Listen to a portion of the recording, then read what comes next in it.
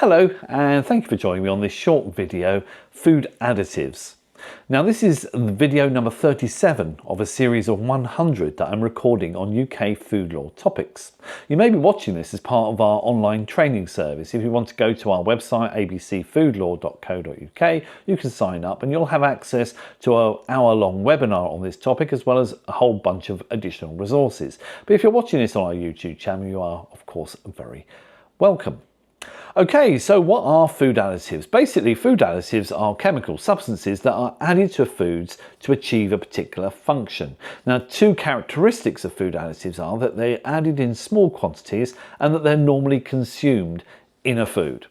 So they're there to achieve a particular function. So what are those functions? We'll see a big list behind me. I know it's in very small writing, but they range from colours to maybe that because of a processing, it might be a canning of a foodstuff, the food might look unattractive after that process, and so you add a colour to it to actually bring the colour back to it. It could be a preservative to extend the shelf life and keep the food safe during that process. It could be things like thickeners or gelling agents such as pectin or something to give the product, the food, more body. It could be a humectant to keep the food moist. There's a whole range of different functions that are achieved by food additives.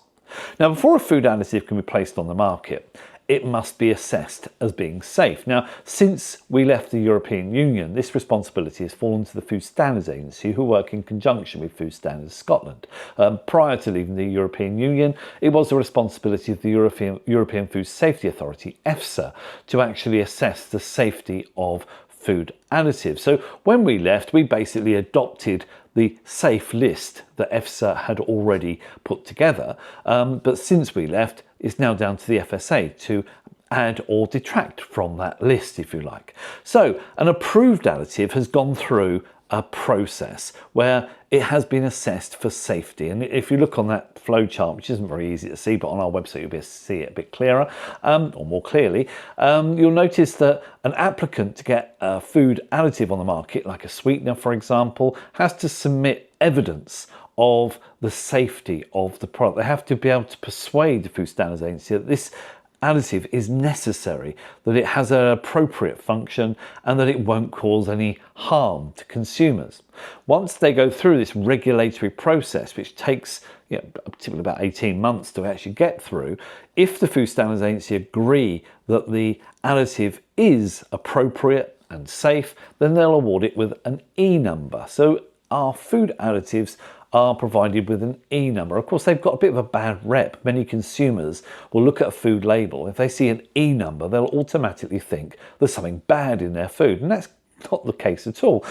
E numbers are actually a mark that the substance present in that food has gone through that assessment. Now, of course, some of those assessments, particularly by EFSA or their predecessors, were carried out years ago. The E numbering system has been around for 50 years, since the 1970s. And some of the methods used to assess the safety of food additives in the 1970s weren't that great. So there's been a continual program of reassessment, and you might have noticed that over the last few years a number of additives have been withdrawn from the market. Some additives have had additional conditions attached to their use. As the science gets better, then the regulation of additives of course improves. So the regulatory process is such.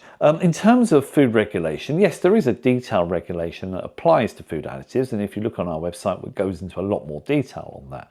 But essentially, food additives are placed into categories. Now, I've already given the sort of detailed functions, if you like, but the broad categories would be, and the most appropriate ones would be things like sweeteners, for example, a very common form of food additive. Of course, sweeteners may be used in low-calorie drinks as an alternative to sugar to reduce down calorie content, that sort of thing. Colours, preservatives, these are categories of food additives. Now, in order to be placed on the market, if you went into a supermarket, you as a consumer can buy some food additives, but only a limited number. Most food additives are actually restricted for industry use. But of course you can buy food colours if you make cakes or something at home, you can buy some colour, you can buy sweeteners to put in your cup of tea, tabletop sweeteners and things of that nature. So when sold to the consumer, you'll notice that these additives have a name and an E number on them. They'll have a statement for food or restricted use in food, but then the general labelling requirements will apply. So the name of the food, ingredients list, there'll need to be details of any allergens present and details of the food business operator and so forth and so on. So if you're not familiar with food labelling, there's a separate webinar on that.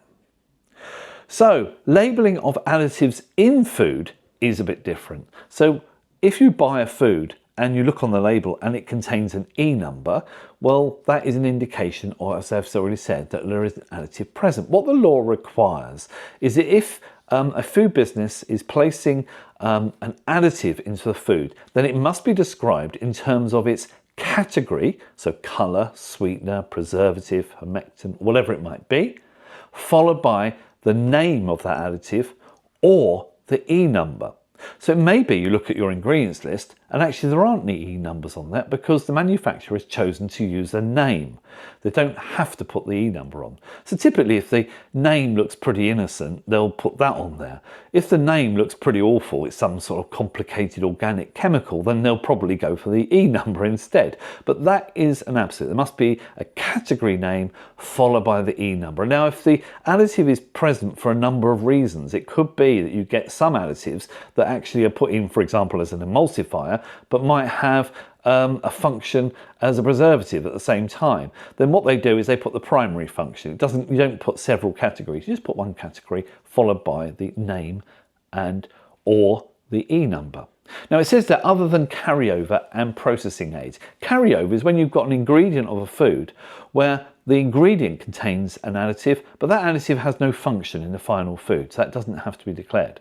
A processing aid is different from an additive because that's a processing aid is added to a food during manufacture, but it's lost during the manufacturing process. Remember, an additive is present in the food. A processing aid typically is not. It might be extracted or lost. So if you might use a solvent, for example, doesn't sound great, but you might do in a manufacturing process, and during heat treatment, the solvent is driven off. So you don't have to put that on the ingredients list on the label. So the additives in law, you've got your category names. So if you're putting an additive in a food, you need to identify its primary function. So you might say it's a colour, and then you put after it the name. So an example here, colour calcium carbonate. There we are. That's pretty inert, looks pretty innocent, so that's probably what we'll do on our drink. People, manufacturers, as they are very alert to the fact that consumers are nervous about E numbers. And rather than try to educate consumers and say, look, actually there's nothing wrong with E numbers because they've been scientifically assessed. They are being regulated. If there is an element of concern, then their use is restricted to certain types of food or to certain levels in food or both. So you could use colour and use in brackets calcium carbonate, or you could just use its E number, so colour E170 or in brackets E170. But you should always see it in that sort of format. There is also a study carried out some years ago by Southampton University where they found a link between consumption of certain colours and hyperactivity in 3-year-olds and 8 and 9-year-old children in the general population. Now, because of this, this is known as the Southampton 6, and I'm referred to them in a moment which colours they are. But the Food Standards Agency advice to industry is don't use these colours. That would be ideal. Now, there's no ban on them. It's just a recommended, voluntary advice to remove these colours where they're going to be used in food and drink. It's just better not to use them. But if these colours, tartrazine, ponzo 4R, sunset yellow, carmazine and quinoline yellow and lura red, if they are going to be used in food, then there is a requirement for additional labelling. So they're not banned, but the additional labelling, you put the name and the E number, or the colour and name and E number, may have an adverse effect on activity and attention in children.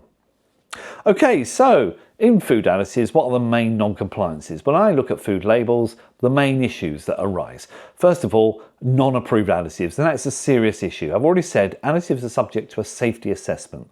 So if there is an additive in a food that has not been assessed, then that is potentially unsafe. That's the highest level of non-compliance. You will find that enforcement authorities will act on that pretty quickly to remove the product from the market. Misuse of appropriate additives, either too much or using additives in the wrong food, or using additives that are not permitted in a particular type of food. So too much is a classic. You go into your tandoori and you see a tandoori chicken coming out incredibly red because the local takeaway is just putting too much colour in. Now, there are big safety limits put in place in the legislation. So where they set a limit for use of, for example, a colour in tandoori chicken, there would actually be quite an extensive safety limit there.